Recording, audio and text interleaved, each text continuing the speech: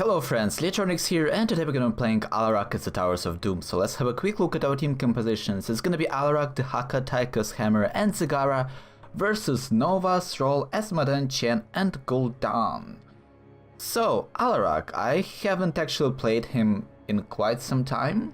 Back when he was released, I played a lot of him for like the first week of his release. And then kind of the new season rolled out, I started grinding Zed. And that was kind of a rough start because I started with a 40% win rate, and it was kind of, I don't know. So, and I've been trying to recover ever since.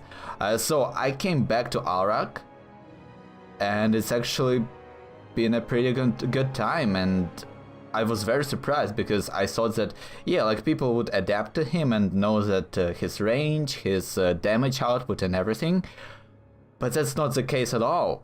Like, there are so many mages that think that they can trade with Alarak, but you can't do that because as long as you walk into the range of your abilities as, for example, Jaina or Kel'Thas or even Gul'dan, Alarak can combo you and you will never win that trade because Alarak teleports you into him, uses his silence and one, maybe two auto attacks and lightning surge, and that's half of your health gone. Whereas all you as a mage would do to Alarak is maybe cast one spell before Alarak lands his combo, and then that's it. You need to run away now. So it's definitely very, very weird. And I've actually seen a lot of Alarak play in Hero League lately. Which also indicates that people have no idea how to play versus him, because he's been working pretty nicely. People stack together, which allows Alarak to teleport and silence like 2-3 people, which should never be happening. Like, let's be honest here, because that's pretty devastating. Like, if Alarak gets a silence on a healer, like the whole team can collapse for the duration, because if your team has a follow-up, like, you can just stomp them. They don't have any healing. If you get the tank silence, now the tank cannot stun you or peel for the team, so it can be pretty devastating. But yeah, Alarak is one of those heroes that's very high risk, high reward. Kind of like Kerrigan. Although he's a little bit different because Kerrigan actually can maintain the fight, whereas Alarak, he is more of a spellcaster. So as much as when you play Kerrigan, it's all about landing the combo and doing just that, like, and then some auto attacks. Alarak even more so like that, because Kerrigan has battle momentum. I think it's called bladed momentum, so she can get another skill, like another combo pretty fast, and her ravages reset. Alarak doesn't have any of that, so if you cannot kill somebody in the first duration, like after you land the combo, if you cannot kill the target, it's very hard to justify continue fighting, because all you have at that point as Alarak are auto attacks, and admittedly Alarak has pretty strong auto attacks. Oh, I actually missed that. Alarak has pretty strong auto attacks because of how he works. I will die now. I will die now. That was actually pretty stupid. I shouldn't have walked into range when I didn't have my telekinesis up. So yeah, but that's what I said. Alarak is very high risk, high reward, because you basically have no escape. If you use your telekinesis aggressively, now you have no escape, and until level 10, when you get Counter-Strike, there is no real way of you to sustain yourself. And by the way, Counter-Strike has been buffed significantly, because previously you could stun Alarak out of it, like stun or push him out of it, and now it's cancelled and it's on cooldown, and Alarak is now dead. Because he overextended. Now that's not the case, and that's actually pretty awesome. Oh my god, once again I missed my Q. That was... wow, I'm actually having a bad time now. Huh, that's interesting. I missed already 2 of my combos. That's pretty bad. Like, you really want to be on point with those combos. And that's what I said, Alarak is very high... oh, there we go. High risk, high reward, because if you don't land your combos, you are almost useless. Like, you have really strong auto attacks, but you cannot really sustain yourself mid-fight, so it's very hard to justify it. Like, even somebody like Kerrigan has her trait, which just gives her passive shields every time she does damage. Alarak has none of that, so he's just, like, your health pool is all you have, so you should be very, very careful about it. Also, when there are heroes like Stroll, for example, With somebody like that, it's all like... Okay, what I'm trying to say here is... if you cannot play Kerrigan, like if you are bad at your skill shots or whatever, then Alarak might not be the best choice for you, because they use the same logic of you need to land your skill shots, otherwise you are almost useless. And if you cannot do that, just play Thrall or maybe Illidan. That way you will have impact even if you aren't... Okay, I'm sorry, I wasn't able to save Tychus there, sadly. We need to tap the fountain. Zagara, can we stop? Oh my god, Hammer. I thought Hammer would unsiege and stop him, but that's okay. That's okay. Zagara seems to have won bottom. We could have actually gotten all three of those bell towers, but we didn't. So yeah, you can have like if your team needs a melee assassin, going for Alarak when you aren't really good with his kit might not be the best choice. There are better assassins to do that. Like if you are bad at skill shots, for example, Thrall is a very good choice because you can just spam your lightnings from safe range, and then when you need it, maybe you land a wolf, maybe not. That's okay. Like it's okay to miss your wolves. It's not okay to miss your Alarak's combo because that's all the damage you have. So that's kind of important. Or you can go for Illidan, like if you're very good at positioning but bad at skill shots, going for Illidan might be a very, very strong choice, because as Illidan you don't really care about the skill shots.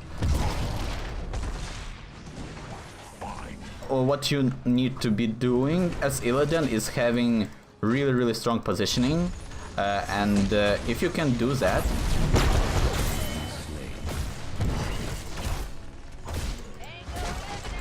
oh my god, he should die. Wow, this is actually pretty awesome.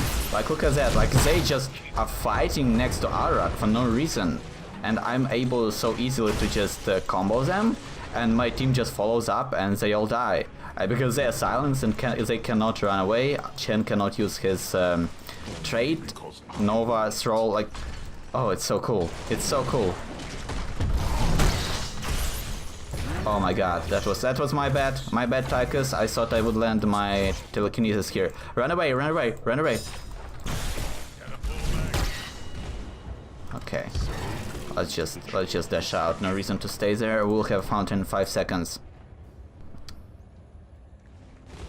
Maybe this was a waste. Maybe I should have gone back because it took quite some time.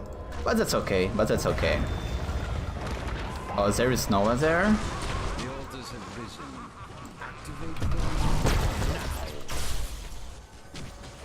Oh no, we need to kill something. We need to kill something here. How is Tychus doing? Tehaka? Damn it, Tehaka. Okay, we need some help here, maybe? Get out of here, Chen. Okay, Zagara, can we get some help from Zagara maybe? Oh no. Okay. She can zone for me maybe? This should be fine. Yeah, there we go. Okay, so the build. I mean, Alarak pretty much has only one build really. You can kind of deviate from for some talents, but for the most part there's no real reason to use anything else but what I'm currently using. Like, you can actually choose different ultimates depending on situation, and as I said before, Counter-Strike has been buffed pretty nicely because now it grants you unstoppable, and that actually allows you to cast it mid-fight, whereas previously you would more often be just interrupted, which isn't the best. So right there you saw that Asmodan had no idea what my range was, and he was walking next to his gates. You really need to be very, very careful about what you do when you have Alarak. So they have Thrall, Asmodan. I think I'm gonna go Counter-Strike because when they catch me, when Thrall catches me with the root, I really want to be able to survive that initial impact from everyone, from Nova snipes, cooldown follow-ups. I really want to be able to survive that. So that's exactly what I'm going to try to do here. Oh, there we go. Beautiful interruption for Chen there. I actually think that Alarak might be a straight-up counter for Chen. because of his kit. Like, you can silence him, then you can push him around when the silence wears off. So Chen has really no real way of using his...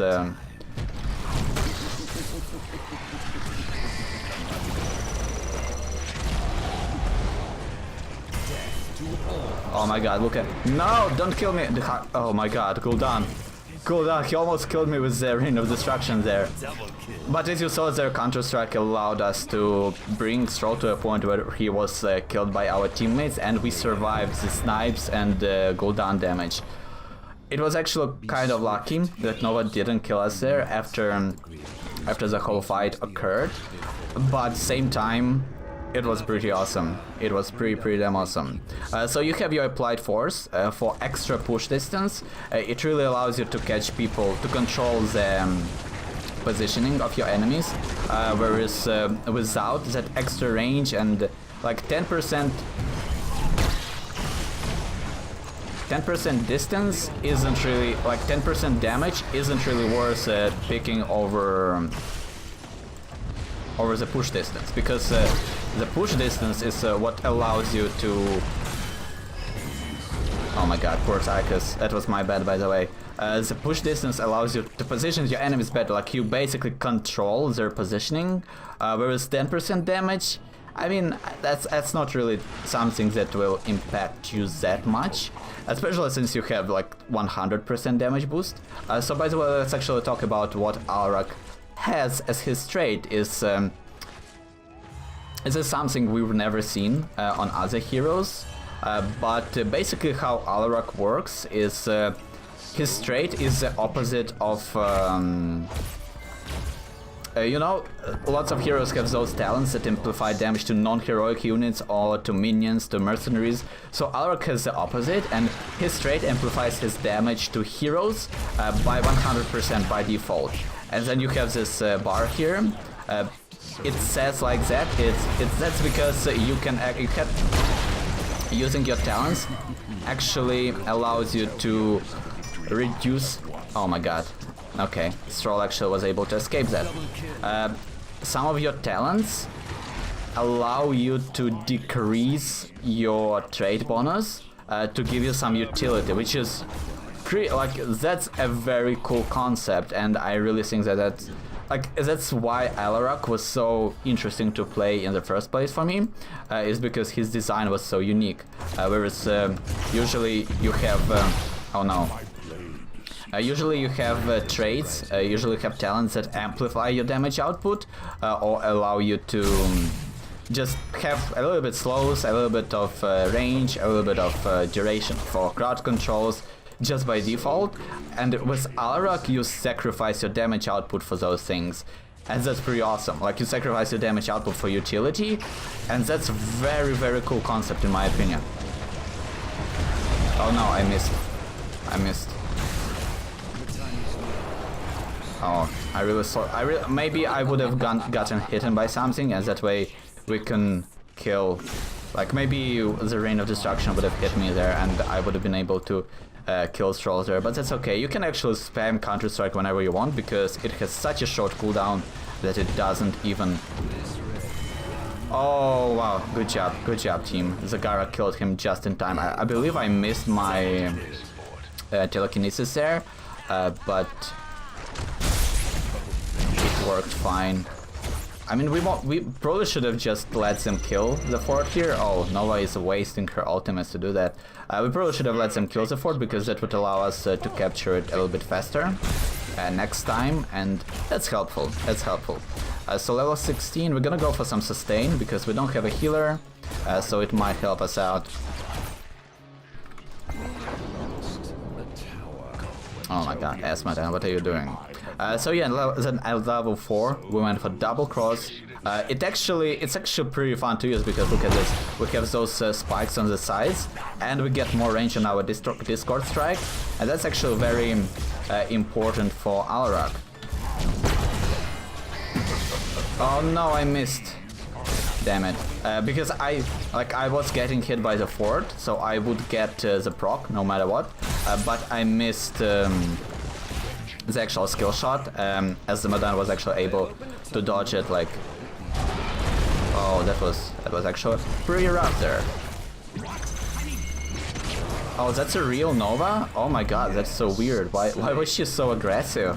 Why was she inside our team? I for sure thought that was a clone. Like, there was no reason for her to be there. Maybe she was trying to kill a Hammer, I think. Oh no. Look at that. Oh man, I missed it. I missed it, my bad. Oh, can we get a kill here maybe? Will they turn? Okay, we dodged everything. Good, good, good. Let's heal from.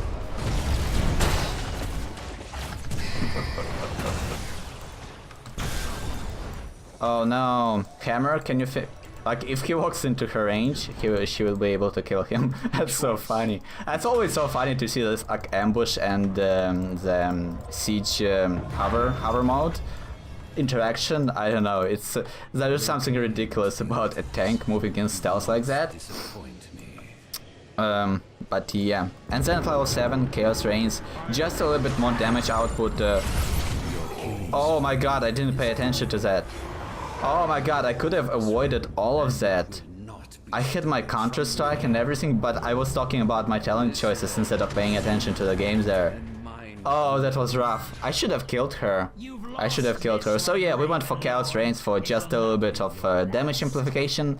Since we're gonna be sacrificing some of our trait damage output for Hindered Motion and Applied Force, that extra damage really pays off, and your Discord Strike is probably your main ability as Alarak, because it does the most damage. Like, it's 369 damage, and together with your trait, it's something like, what, 600? Almost, no, it's 7, right? Yeah, it's something like 700 damage right now, and together with the stacks, it adds up. It adds up for really, really good damage numbers, so that's pretty awesome. And then, yeah, you have your Counter-Strike, and I think for this game we're gonna go for the Deadly Charge ultimate, so that we can get some positional, like, so that we can charge in and kill somebody like Gul'dan while they are inside their backline. So that's definitely gonna be helpful. Let's stop that push from Esmaden. We probably won't be able to stop the push itself. We don't have the clear. That's one of the Alarak's biggest weaknesses, whereas somebody like Kerrigan, once again, I bring up that comparison because they are so similar. They basically perform the same roles: displacement, harassment, getting the kills, securing the advantages. And Alarak also, just like Kerrigan, really benefits from early game lead. So... What up?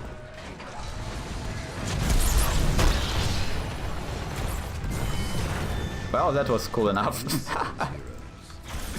Okay, but we're gonna get maybe killed? I don't know. I don't know. So yep, that was actually a pretty fast game as Alarak. We actually have missed a lot of our skill shots, which was pretty awful. Like, we missed a lot of combos here, and we aren't even MVP. So yeah, that death to Nova basically denied us the MVP status. I'm pretty sure that we would have been MVP if we actually paid attention to the Nova flank rather than talking about the talents, right?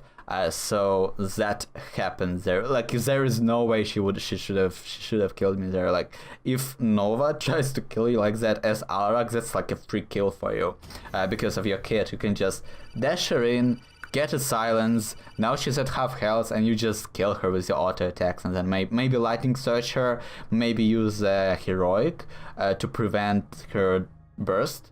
Like, I could have prevented her snipe, not her snipe, but her ultimate, even if she landed the snipe first. Like, she brought me to what, like 40% of my health? I could have still just used my Counter-Strike, and that would have been enough to hit her for... How much Counter-Strike does damage, actually? Look at that, that's 275 damage at level 1, so that means 500 damage at level 20, somewhere around that, and that means 1000 damage together with your trait. That's awesome damage numbers. Like, doing that amount of damage to Nova, that's like half of her health just gone, evaporated. So we would have been easily able to kill her. But I didn't pay attention, and I paid for it, I died for it. So it just shows you how, like, that you actually need to pay attention. But let's actually finish talking about our talents, because we have our Hindered Motion that 40% slow. That's a lot.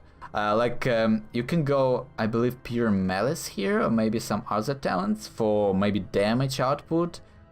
Also, I think you can go for silence duration. I really think that silence duration can work really well versus somebody like Karazim, for example, if he has 7-sided strike, because that way you can deny him the potential escape he can get from the 7-sided strike or from the divine palm.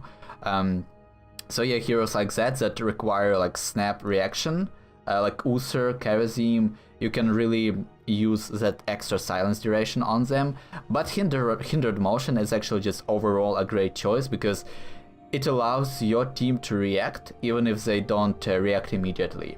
Because usually in solo queue what happens is you pull somebody in with your combo, and then after you pull them, your team starts reacting to the pull, right? Whereas in a team environment, you would call like, okay, I'm pulling them now, aim your skill shots, kill them, right? So they would be killed when the pull finishes, rather than after they start running away, right? So this Hindered Motion actually allows your team allows you to compensate for the fact that your team doesn't have communication, and they have now 2 seconds to react rather than a split second, right? So it definitely helps with that.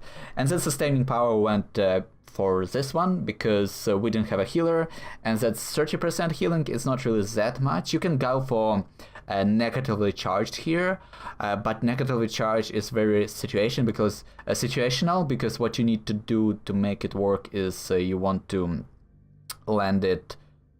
Basically, there are like 3 lanes, 3 lines for the enemy team. Like there's front line, there's medium range heroes, and then the back line. So to make negatively charged work in a team fight, you want to aim your lightning always on their back line, and that way you will hit their frontline heroes and their bruiser heroes for just a little bit more damage. Also, negatively charged is the wave clear talent for Alarak, because it allows you to do 100% more damage to minions, which are caught in like between your target and your lightning there. So and yourself. So that's definitely useful in that situation. And we went for Deadly Charge because we wanted to get that positional advantage. Like we would stay. Maybe we can combo somebody like Stroll initially, get a kill on him, and then we have Gul'dan, Nova, Esmeralda, all of them standing in the back, poking at our team, and then we can use our Deadly Charge to charge into them, and then land another combo, get some push, and then our teammates just follow up on that, and that's pretty awesome. So by the way, every time you use Deadly Charge, you want to be aiming your Discord like right after that.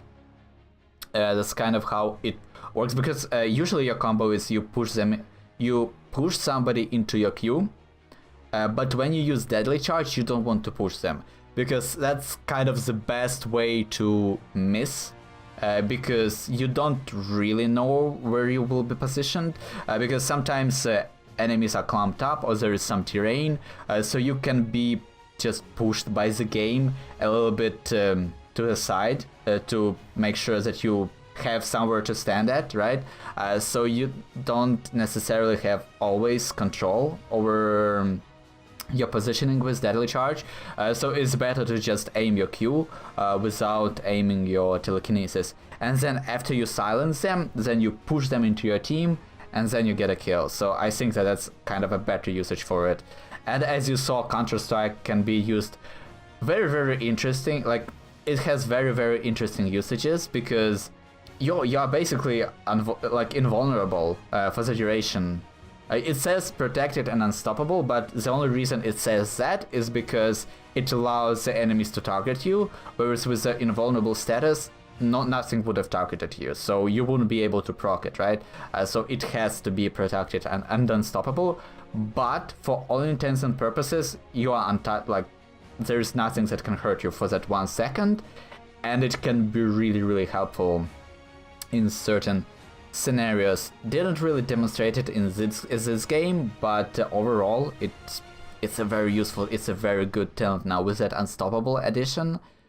Man, this talent is actually pretty awesome, because previously, yeah, there was no way to go for Counter-Strike. You would go Deadly Charge level 10, and at level 20 you will go for Less Laugh, right? To get that escape ability when you need it. But with the new Counter-Strike change, I really think that you should go for it, because it also does more damage than Deadly Charge. Admittedly, you need to proc it, so you need a hero to attack you. Some sort of hero attack. Could be it Poison. Actually, it's very, very good versus Poison, because like they had Gul'dan, so he would poison me. I could proc Counter-Strike guaranteed, so at that point all I really need to do is to aim it properly. Or if they have Lunara, it's also very good in that scenario. And then level 20 you go for Deadly Charge, or maybe Let's Laugh, depending on how the game plays out. Like if you are really worried about your survivability, go for Let's Laugh and then escape when you want it. But I really think that Deadly Charge is very, very good, because you can actually secure kills you otherwise wouldn't have. For example, the one of the easier combos, not the combos, but let's say you are solo laning versus, I don't know, Jaina. So she walks in, she does a combo, she does some damage to you, then you combo her, and let's say you're level 20, you combo her into yourself. Now she's at half health, right? So she starts running away, just straight up running away. Maybe she turns to cast a Frostbolt or whatever, and then you start casting your Deadly Charge, and because of the damage of the Deadly Charge, you are actually able to flank her. Now she's at 20% health, and then you land 2 auto attacks and she dies, or maybe you walk away and then land Lightning Surge and she dies. So it really, really helps with that chase potential when somebody tries to escape and you just deny it with your Deadly Charge, because it charges actually pretty fast. It can be interrupted by any damage, so you need to be careful where you cast it or when you cast it. Like when, let's say, Jaina doesn't have cooldown on Frostbolt, you don't want to be casting it because it will put it on cooldown. So you want to wait for her to use the Frostbolt and then start charging, so that way you can actually secure the kill. So that's some usage for Deadly Charge there. It doesn't, you don't need to use it always in a team fight and always to like initiate, right? It can be used as a finisher move, which is pretty awesome too. So I think this is gonna be it. So if you enjoyed the video, consider subscribing. If there are some heroes or builds you want to see me playing next, make sure to let me know in the comments. And as always guys, thank you so much for watching and see you next time.